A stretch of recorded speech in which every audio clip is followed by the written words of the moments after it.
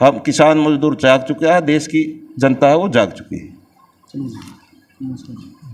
जी क्या नाम है जी? जी मेरा नाम लालदीन है जी। जो आज़ाद साहब ने जो बातें कही हैं वो बिल्कुल सही हैं। इस नफ़रत के माहौल में जो है मोहब्बत की दुकान, ये जो हमारा अभी भाईचारा चल रहा है, ये बिल्कुल ओके है, बिल्कुल सही है कि नफ़रत के दौर के अंदर ऐसी बातें नहीं होनी चाहिए। लोग तो जोड़ते हैं लेकिन ये सरकार तोड़ रही है। हमारा यही कहना है कि भाई मिलजुल कर रहो और अच्छी तरह रहो। आप क्या कहना चाहते हैं? बस मेरा तो ये कहना है भाई, हमारा शुरू से ही भाईचारा है। ये तो अब कुछ राजनीतिक लोग हैं जो हमारे भाईचारा को ख़राब करना चाहते हैं, नहीं तो शुरू से ही हमारा भाईचारा है। कभी हिंदू मुस्लिम सिख ईसाई, हिंदू मुस्लिम सिख ईसाई, भाईचारा एकता, छत्तीस जात का भाईचारा, सभी धर्मों का भाईचारा, हिंदू मुस्लिम सिख ईसाई, छत्तीस जात का भाईचारा।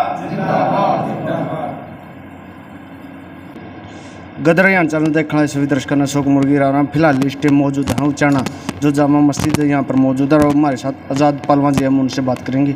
नमस्कार जी सर। नमस्कार जी, आपको और आपके दर्शकों को नमस्कार। जो आज यहाँ पर उचाना जो जामा मस्जिद इसमें पहुँचे हैं, क्या कहना है इसके बारे में? देखो, हम शांति का संदेश देने के लिए यहाँ पर पहुँचे हैं कि नफ़रत के इस दौर में हम अमन चैन शांति की बात करें।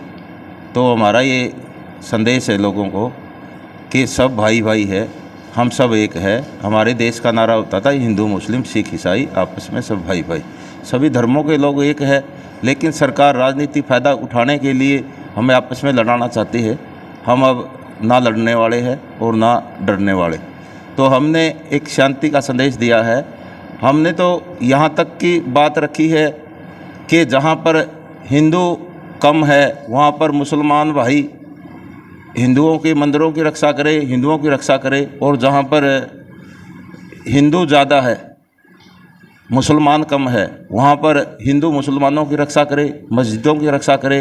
दूसरे धर्मों के लोग इसी प्रकार से, जहाँ अगर किसी धर्म के या किसी जाति के लोग कम है वहाँ पर जो बहुसंख्या में है वो लोग उनकी रक्षा करें। सबका दायित्व बनता है इसी प्रकार से एक दूसरे का सहयोग करके देश को आगे बढ़ाया जा सकता है। जो मेवात में हमला हुआ हम उस पर जाना चाहेंगे। देखो, मेवात में जो हमला हुआ वो सरकार की सोची समझी साजिश थी।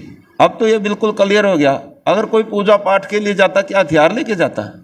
जो लोग गए हैं वो हथियार लेके गए, वो अनाप शनाप वीडियो डाल के गए हैं।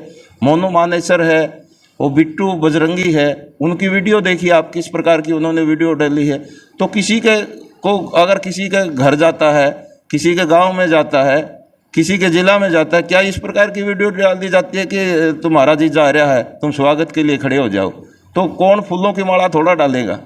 इसलिए उन्होंने जूते खाने का काम किया था और उनके जूते लगे हैं। कोई गलत काम नहीं किया हमारे भाइयों ने। तो इस प्रकार से अगर ये अनाप शनाप वीडियो डालना बंद करे, सरकार अच्छे तरीके से इसकी जांच करे, निर्दोषों को जो पकड़ना सरकार ने वहाँ शुरू किया है उसको बंद करे।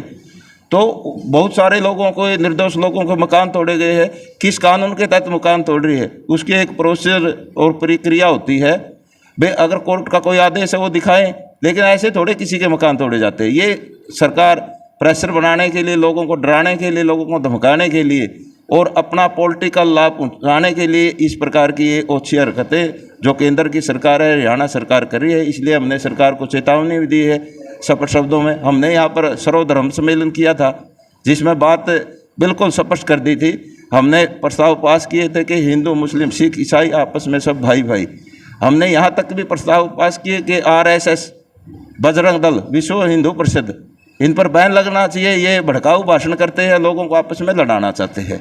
इस प्रकार जो सरकार की फूट डालो राज करो की नीति है वो बिल्कुल गलत है, वो बंद करना चाहिए। अब प्रजातंत्र है देश के अंदर ये नहीं चलेगा। अच्छे काम करने चाहिए, अच्छी सरकार ने नीति बनानी चाहिए। अगर वोट लेने हैं तो लोगों के भलाई के काम करो, अच्छे काम करो, लोग अपने आप वोट दे देंगे। लेकिन हिंदू मुसलमान करके आपस में जाति पाति में लड़ाकर कोई ना वोट देना। पब्लिक जागरूक हो चुकी है। हम किसान मजदूर जाग चुके हैं, देश की जनता है वो जाग चुकी है। जी क्या नाम है जी आपका? जी मेरा नाम लालदीन है जी। जो आज़ाद साहब ने जो बातें कही हैं वो बिल्कुल सही हैं। इस नफ़रत के माहौल में जो है मोहब्बत की दुकान, ये जो हमारा अभी भाईचारा चल रहा है ये बिल्कुल ओके है, बिल्कुल सही है कि नफ़रत के दौर के अंदर ऐसी बातें नहीं होनी चाहिए। लोग तो जोड़ते हैं लेकिन ये सरकार तोड़ रही है। हमारा यही कहना है कि भाई मिलजुल कर रहो और अच्छी तरह रहो। आप क्या कहना चाहते हैं? बस मेरा तो ये कहना है भाई, हमारा शुरू से ही भाईचारा है। ये तो अब कुछ राजनीतिक लोग हैं जो हमारे भाईचारा को ख़राब करना चाहते हैं, नहीं तो शुरू से ही हमारा भाईचारा है, कभी भी परेशानी नहीं आई। अब जा कर के कुछ दिनों में जो है ये राजनीतिक आदमी हैं हमारे अंदर बिगाड़ पैदा कर रहे हैं, नफरत पैदा कर रहे हैं। बस ये कहना चाहते हैं। आप क्या कहना चाहो जो इस प्रकार की जो नफरत लोग फैला रहे हैं उसके बारे में आपकी राय? बस ये देखो भाई, ये तो अभी होया है, नहीं तो पहले तो नहीं शुरू से ही ठीक रह रहे हैं। अब मेवात में दंगे हुए एक साजिश के तहत हुए हैं।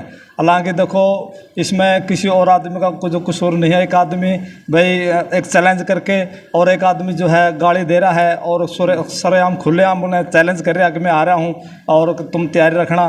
तो इस तरीके से लोग क्या करेंगे, भड़केंगे लोग। तो भाई लोग कहाँ तक बर्दाश्त करेंगे। अब हमारे से मान के चलो एक आदमी ने हमारे मन से मारे ख्याल हुआ, हमें चैलेंज करके हमारी बस्ती में हमारी गाड़ी में आ रहा है, तो हम बर्दाश्त कर लेंगे? कर ही नहीं सकते, सीधी सी बात है। ऐसा है जी, मेवात में जो हमला हुआ है वो एक प्लानिंग के तहत हुआ है और जो सरकार है वो 2024 की तैयारी कर रही है।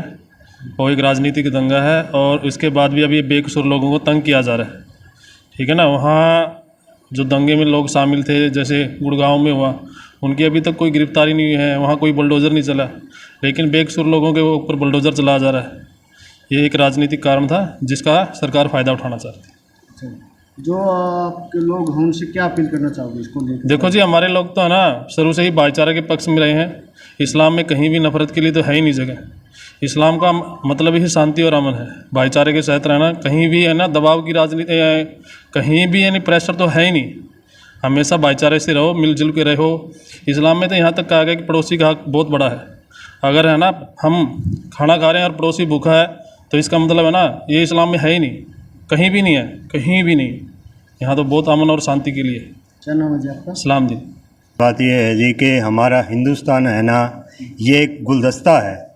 अगर कोई भी बगीचा हो, कोई भी पार्क हो, उसके अंदर गुलदस्ते के अंदर हर किस्म का फूल होगा तो वो बाग है ना, वो पार्क है ना, बहुत सोहना लगेगा। तो इसीलिए हमारे भारत देश के अंदर, हिंदुस्तान के अंदर हर मज़हब के लोग हैं, हिंदू हैं, मुस्लिम है, सिख है, ईसाई हैं, सब आपस में भाई भाई हैं। और इस्लाम धर्म का सबसे पहला एक कर्तव्य है कि हम सही रास्ते पर चलें और सही रास्ता बताएं। और इस्लाम धर्म के अंदर है ना सबसे पहली बात यह है कि जैसा हम अपने आप को साफ़ सुथरा रखें, ऐसे ही हमारे परिवार को, हमारे भाईचारे को, हमारे समाज को साफ़ सुथरा रखें। और मुस्लिम समाज के अंदर कोई दंगा फसाद नहीं है, कोई लड़ाई झगड़ा नहीं है, ना ये रास्ता दिखाता है, ना इसके हक़ में है। और सबसे पहली बात यह है कि हम आपस में भाईचारा और हमारा आपस में मेल जोल आज से नहीं, सदियों से, जब से ये दुनिया की सृष्टि रची है, जब से हिंदू, मुस्लिम, सिख, ईसाई सबका आपस में मेल जोल रहा है। और इस्लाम धर्म हजूर पाक सल्लल्लाहु अलैहि वसल्लम ने यही हमारे को पैगाम दिया है कि हम सब एक हैं, हिंदू, मुस्लिम, सिख, ईसाई सब भाई भाई हैं। हमारा यही संदेश है कि हम भारत के अंदर रह कर के हम सब भाई भाई आपस में प्यार मोहब्बत से रहें। और जो भी दंगाई लोग हैं उनसे हम नफ़रत करें और दंगाइयों को सज़ा दिलाने की हम पूरी कोशिश करें कि सरकार भी उनको पूरी कोशिश करे कि उनको सज़ा दिलाए और उनको जेलों के अंदर डाले। और जो भाई बेकसूर मारे जा रहे हैं, बेकसूर जेलों में डाले जा रहे हैं, उनसे न्याय की हम दरख्वास्त करते हैं कि कोई भी किसी भी मज़हब से हो, मज़हब सिर्फ इंसानियत का होता है, दंगाई लोगों का कोई मज़हब नहीं होता।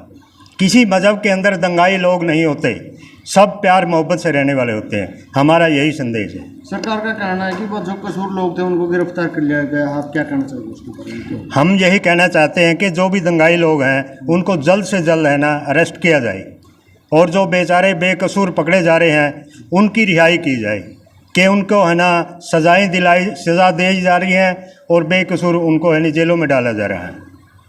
जो उच्चारण में सर्वधर्म महासम्मेलन हुआ था उसमें किस प्रकार का आपको रुझान देखने को मिला है भाईचारे में?